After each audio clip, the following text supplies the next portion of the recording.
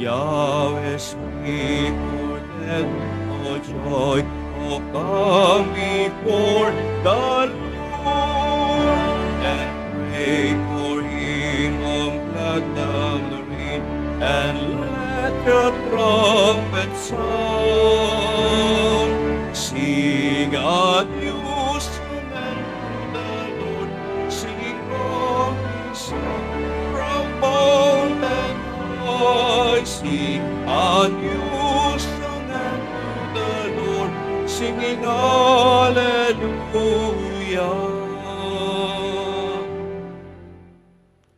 In the name of the Father, and of the Son, and of the Holy Spirit.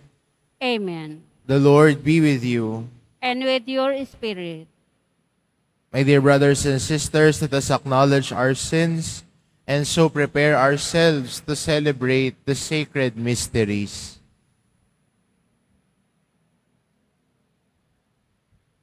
I confess To Almighty God, and to you, my brothers and sisters, that I have greatly sinned in my thoughts and in my words, and in what I have done, and in what I have failed to do, through my fault, through my most grievous fault.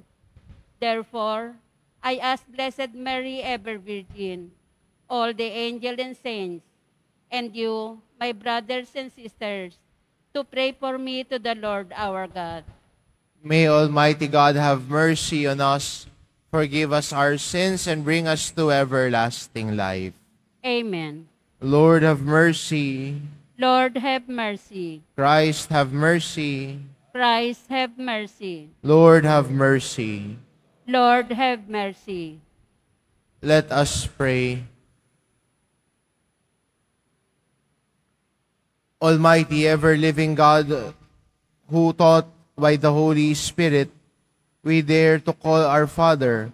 Bring, we pray, to perfection in our hearts the spirit of adoption as your sons and daughters, that we may merit to enter into the inheritance which you have promised, through our Lord Jesus Christ, your Son, who lives and reigns with you in the unity of the Holy Spirit, one God, forever and ever. Amen. Please be seated.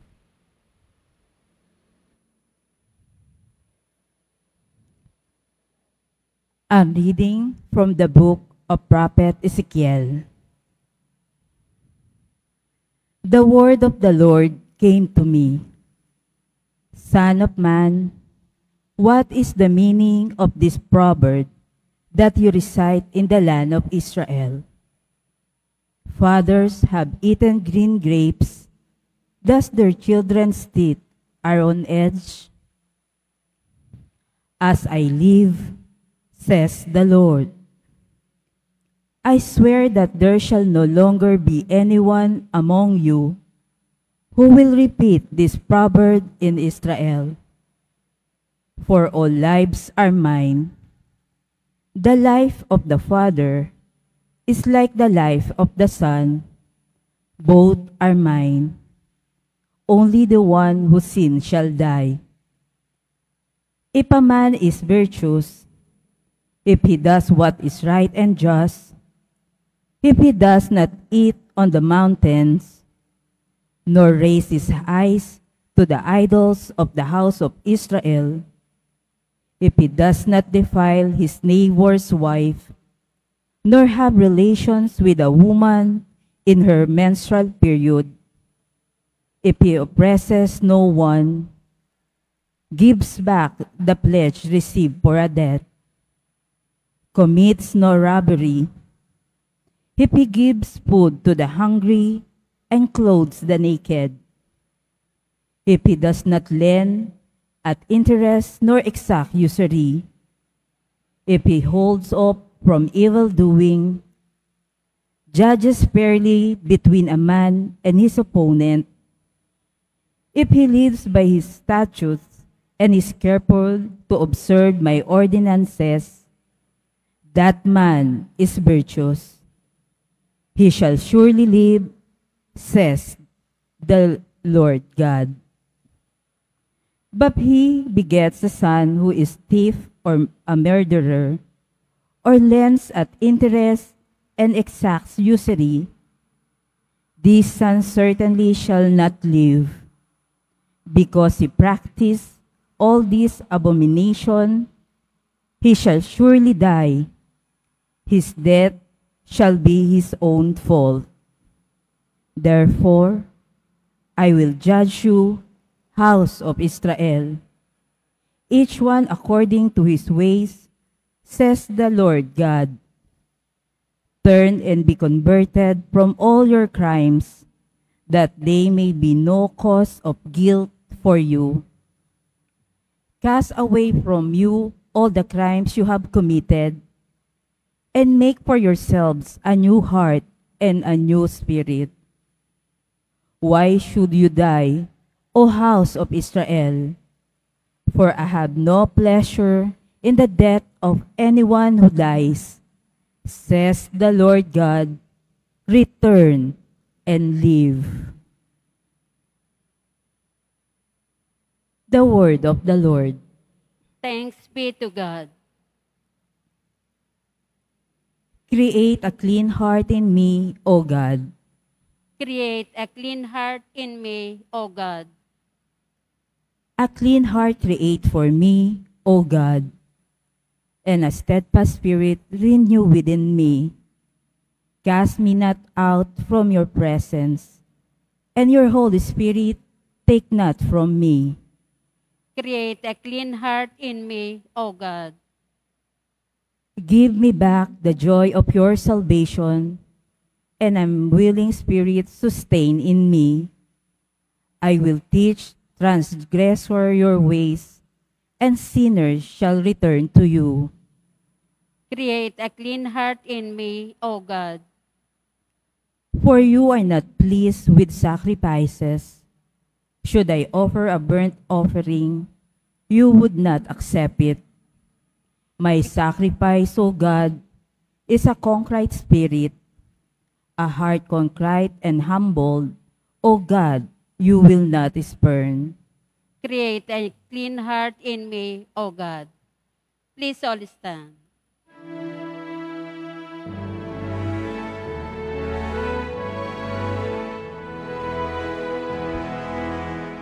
Alleluia, alleluia,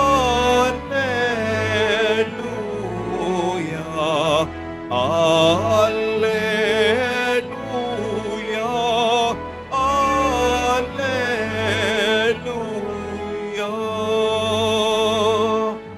Blessed are you, Father of heaven and earth.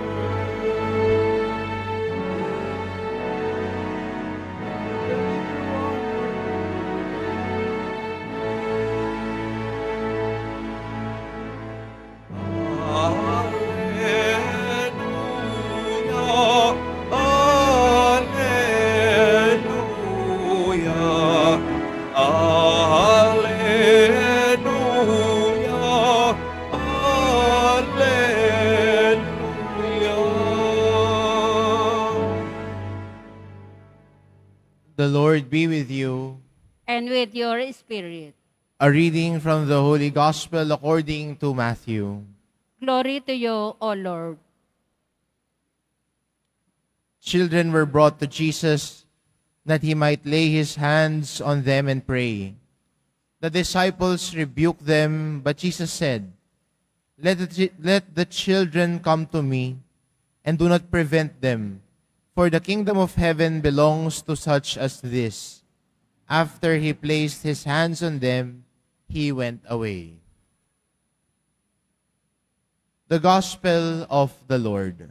Praise to you, Lord Jesus Christ. Please be seated.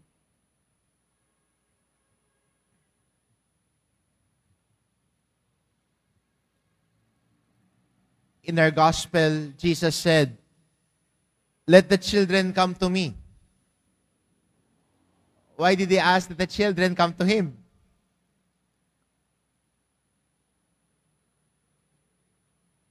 Jesus in our Gospel tells us that to these ones, for the kingdom of heaven belongs to such as this. Ano ba yung halaga ng bata? Kung titignan po natin ang mga ebanghelyo, ang bata ay wala pong halaga. Hindi ho bilang.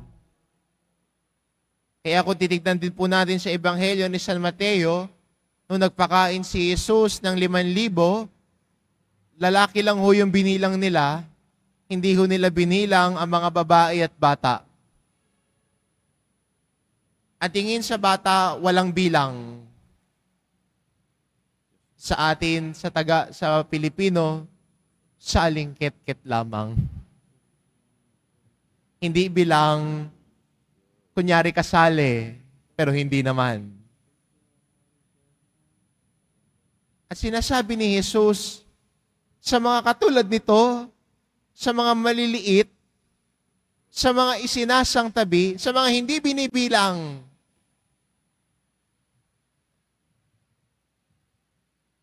sa kanila ang kaharian ng Diyos.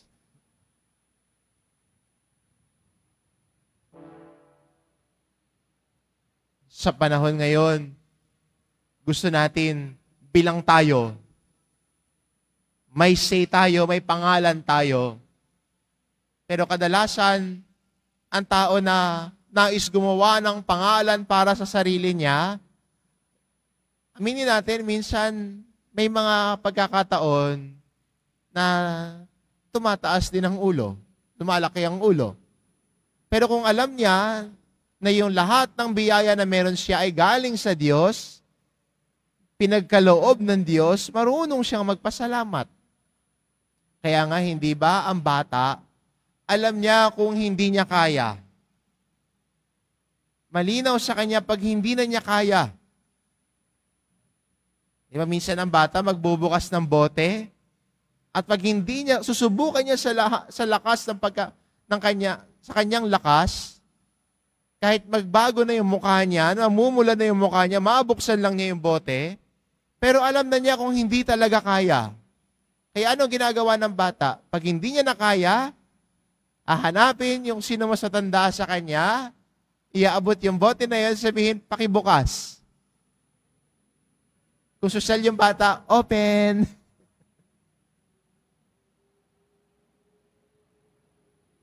Alam niya kung ano yung kaya niyang gawin.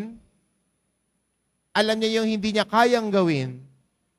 At pag alam niyang hindi niya kayang gawin, hindi siya naiya na humingi ng tulong. Minsan pag tumatanda na, akala niya kaya niyang gawin lahat. Tingin niya siya yung papalit kay Superman. Kaya nangyayari, kahit hirap na siya, ayaw niyang humingi ng tulong. Bakit? Pride ko to eh. Pride ko nakasalalay dito, hindi ako hihingi ng tulong eh. Pero ang bata, na lumalago sa pagpapakumbaba, alam niya yung limitasyon niya, alam niya rin kung hanggang saan ang kaya niya. Hindi siya nagpapanggap na malakas. Hindi siya nagpapanggap na kaya niya. He knows when to ask for help. At ang tao na maliit din sa paningin ng Diyos, hindi nagmamataas, alam niya rin na ang Diyos ang tumutulong sa kanya. Kaya maganda rin bilang deboto ng mahal na pong Jesus Nazareno, at tayo rin mga pilgrims na nagtutungo dito sa simbahan at mga pilgrims sa ibang bansa na nakikiisa sa ating pagdiriwang ng Eucharistia. We look to God with trust that we know we can run to Him when things get heavy for us. When we say, Lord, hindi ko na kaya. Lord, nabibigatan na ako. Pwedeng lumapit sa Kanya. Pwede magpatulong sa Kanya. Dahil ang bata, alam niya kung hanggang saan lamang siya. Pero hindi siya sumusuko. Hindi siya umaayaw. Pag nahirapan siyang buksan yung bote, hindi niya biglang ibababa at sabihin niya, ayoko na, hindi ko na kukunin yan. Hindi siya sumusuko, pero humihingi siya ng tulong. Maganda rin para sa atin bilang Kristiyano, sa ating paglago sa pananampalataya natin, alam natin na may mga bagay na nabibigatan na rin tayo. Pero kaya rin natin sabihin, Lord, mahirap na, pero hindi ako aayaw, tulungan mo ako. A child always asks for help. And the child knows when to ask for help. Sa matingin natin kahinaan, pero sa totoo lang, ito'y kalakasan. Kasi ang tao na kayang aminin ng kanyang kahinaan, kaya niyang aminin ang pagkakataon na kailangan niya na ng tulong, yun yung totoong malakas. Kasi alam niya that he cannot exist on his own. He needs the help of other people. Ang taong tingin niya, kaya niyang gawin ang lahat,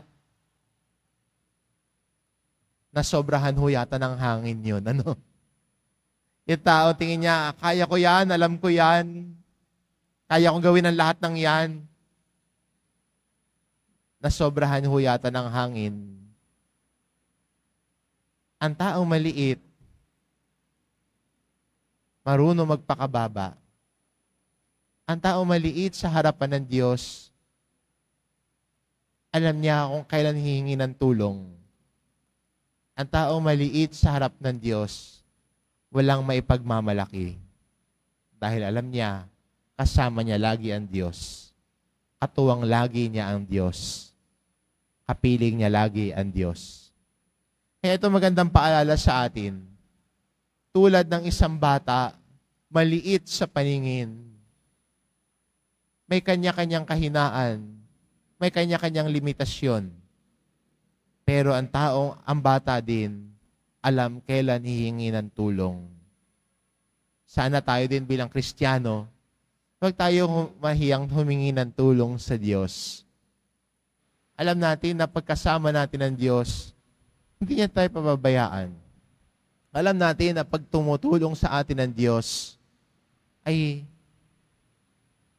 tutulungan niya tayo. Hindi tayo nag-iisa. Hindi ka nag-iisa sa pagbitbit ng problema mo. Hindi ka nag-iisa sa pagbitbit ng, o kaya sa paglalakbay mo. Hindi ka nag-iisa. Kasama mo ang Diyos, kapiling mo ang Diyos. Tutulungan ka niya. Huwag ka mahiyang humingi ng tulong sa Kanya. Kasi alam natin, hindi sa lahat ng pagkakataon, kaya natin ang lahat. Maging tulad ng isang bata, mapagpakumbaba, maliit.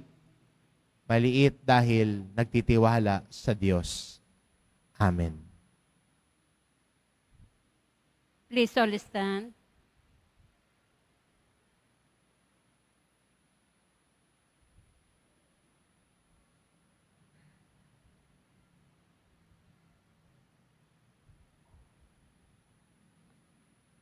With confidence, we come and present our needs to God our Father, who loves all His children, as we say, Lord, hear our prayer.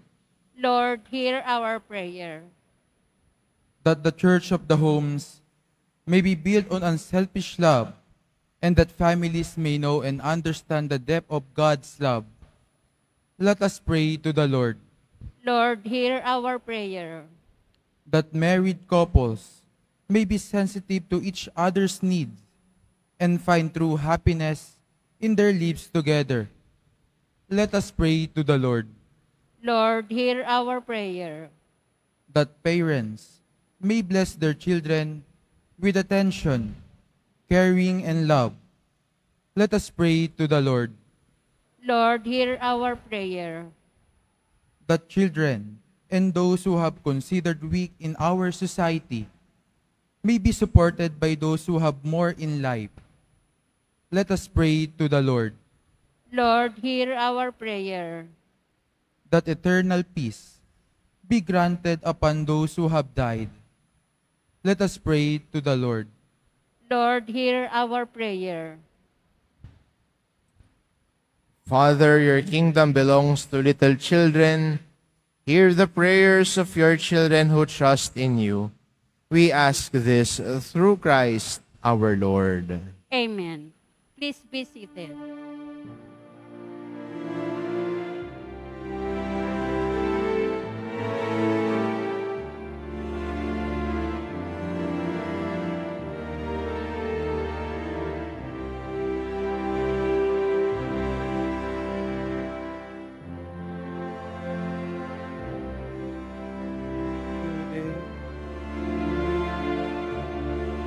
In your heart, we kneel down and we ask for your mercy as we open our heart to receive your grace, O Lord. Lord, we lift up to you all the gifts we offer for your glory.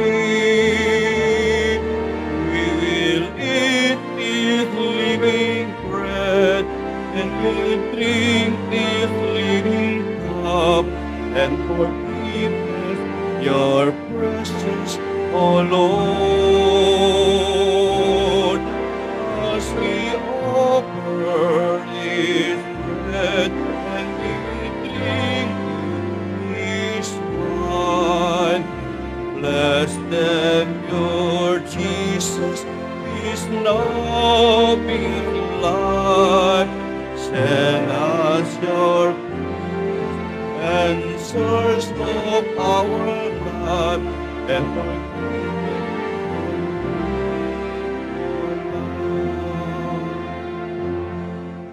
Please all stand.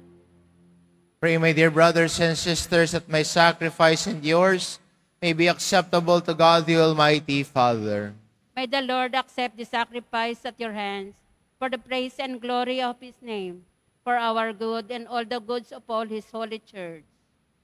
Be pleased, O Lord, to accept the offerings of your church, for in your mercy you have given them to be offered, and by your power you transform them into the mystery of our salvation, through Christ our Lord.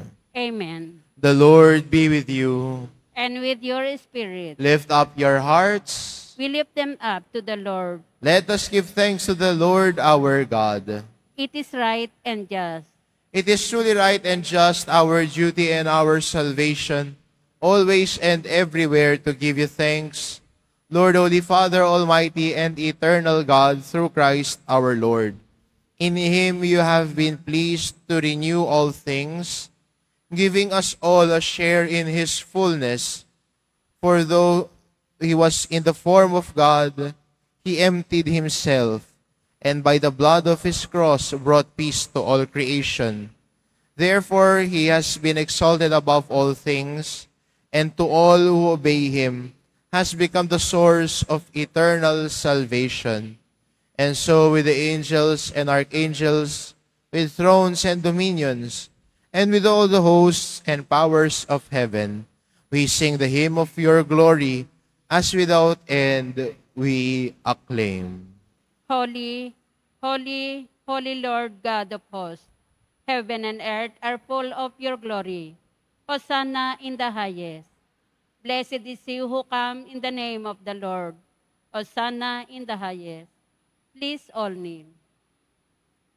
You are indeed holy, O Lord, the fount of all holiness. Make holy, therefore, these gifts, we pray, by sending down your Spirit upon them like the dewfall, so that they may become for us the body and blood of our Lord Jesus Christ.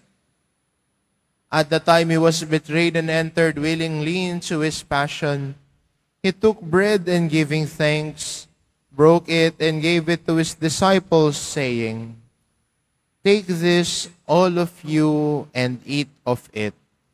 For this is my body, which will be given up for you.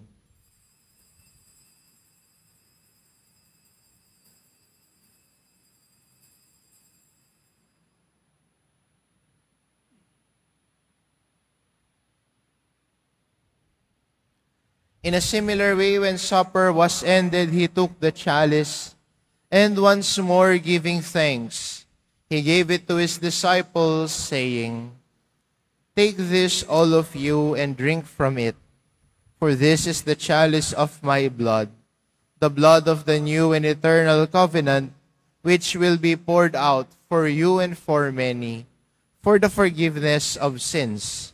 Do this in memory of me.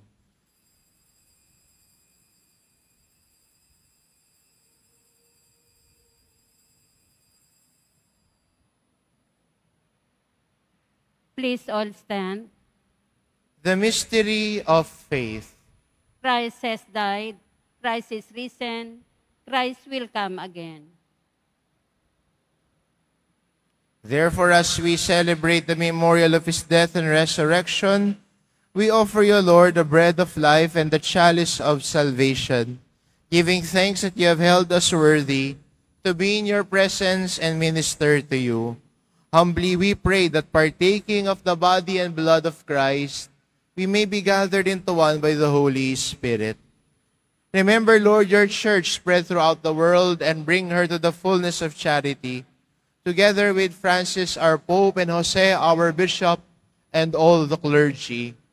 Remember also our brothers and sisters who have fallen asleep in the hope of the resurrection, and all who have died in your mercy. Welcome them into the light of your face. Have mercy on us all, we pray, that with the Blessed Virgin Mary, Mother of God, with Blessed Joseph, her spouse, with the blessed apostles and all the saints who have pleased you throughout the ages, we may merit to be co-heirs to eternal life, and may praise and glorify you through your Son, Jesus Christ. Through him, and with him, and in him, O God, Almighty Father, in the unity of the Holy Spirit, all glory and honor is yours forever and ever. Amen. Amen.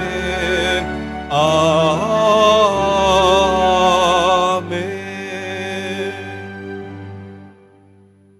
At the Savior's command, informed by divine teaching, we dare to say, Our Father in heaven, hallowed be your name. Thy kingdom come.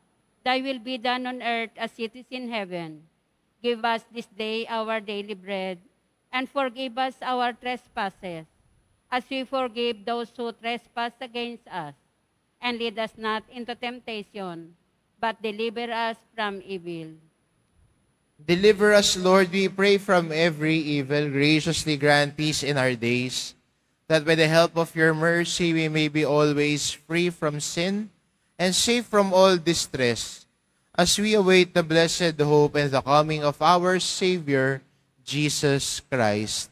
For the kingdom, the power, and the glory are yours now and forever.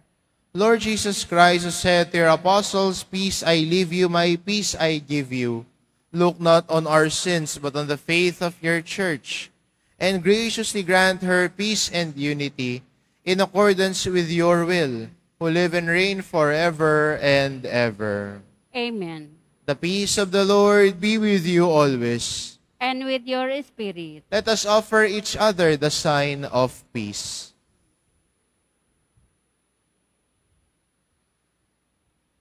Lamb of God, you take away the sins of the world. Have mercy on us. Lamb of God, you take away the sins of the world. Have mercy on us. Lamb of God, you take away the sins of the world. Grant us peace. Please all kneel. Behold the Lamb of God who takes away the sins of the world. Blessed are those called to the supper of the Lamb. Lord, I am not worthy that you should enter under my roof, but only say the word, and my soul shall be healed.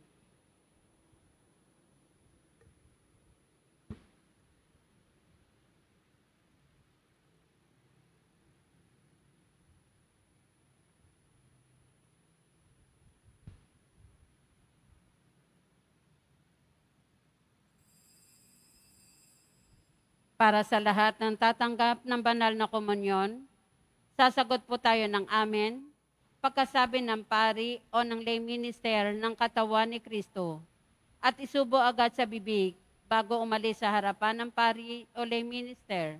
Sumunod po tayo.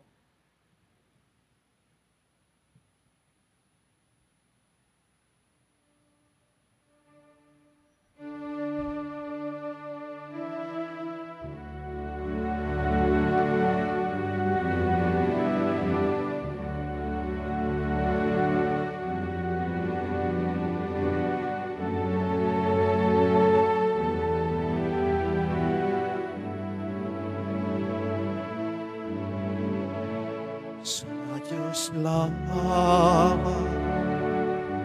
makapanata ang aking kaluluwa. Sa Kanya nagmumulang aking pag-asa at kaligtasan. Sa Diyos lamang mapapanatag ang aking kaluluwa. Sa Kanya nagmumula ang aking pag-asa at kaligtasan. O Diyos, Ikaw ang aking kaligtasan, nasa iyo aking kalwalhatian. Ikaw lamang aking inaasam, ang aking muot at tanggulan. Sa Diyos lamang mapapanatag ang aking kaluluwa. Sa Kanya nagmumula ang aking pag-asa at kaligtasan. Paninilinig ko pa na naligang puso'y di ihigit sa yaman, kundi sa Diyos na makapangyarihan, aking lakas at tanggulan. Sa Diyos lamang mapapanatag ang aking kaluluwa. Sa Kanya nagmumula ang aking pag-asa at kaligtasan. Sa Diyos lamang mapapanatag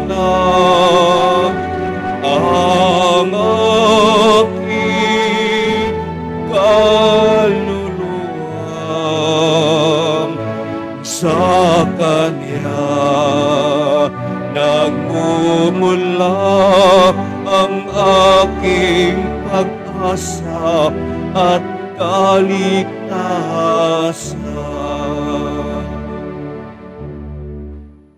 Pagkatapos na misa, wiwisikan po ang lahat ng banal na tubig.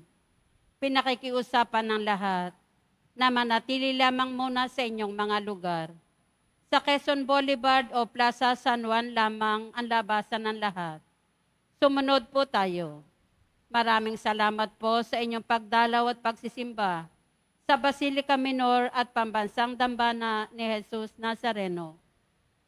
Please all stand.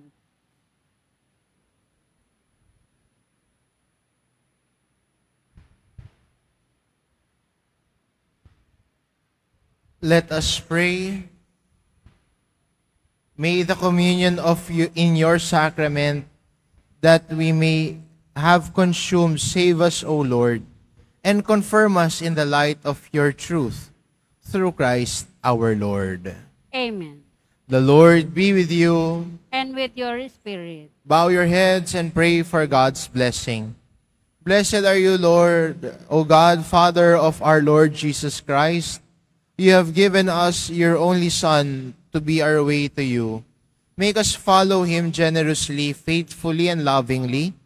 Merciful Jesus of Nazareth, you have revealed God's grace and unconditional love for us at the cross. You set your church in this world, from which the true light would shine for all to see. Grant that we who enter this holy shrine may walk in your ways as disciples of justice, peace, mercy, and hope. We offer our prayers for the sick, the oppressed, the youth, and those in most need of your mercy. Hear our humble petitions. Bless these religious articles, that we may be fervent in prayer and charity. As we continue our journey as your pilgrim people here on earth, may we set our hearts on the road to heaven, our true home and reward, where you live and reign forever and ever. Amen. And may Almighty God bless you, the Father, and the Son, and the Holy Spirit. Amen. The Mass is ended. Go in peace. Thanks be to God.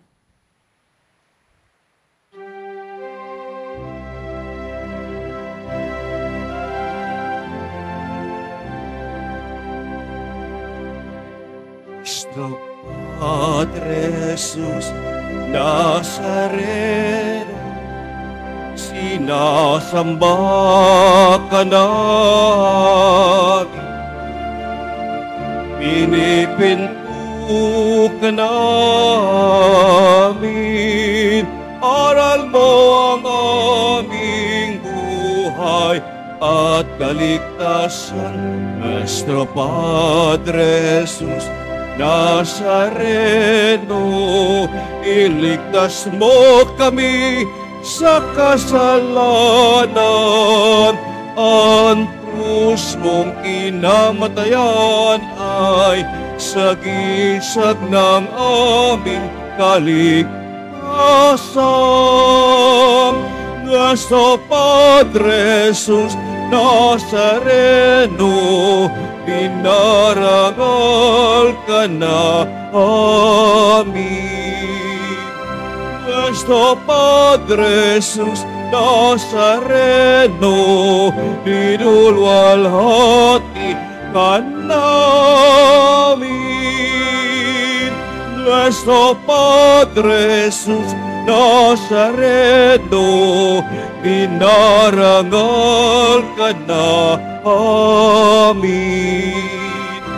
Nuestro Padre Jesus Nazareno, pinulwalhati ka namin.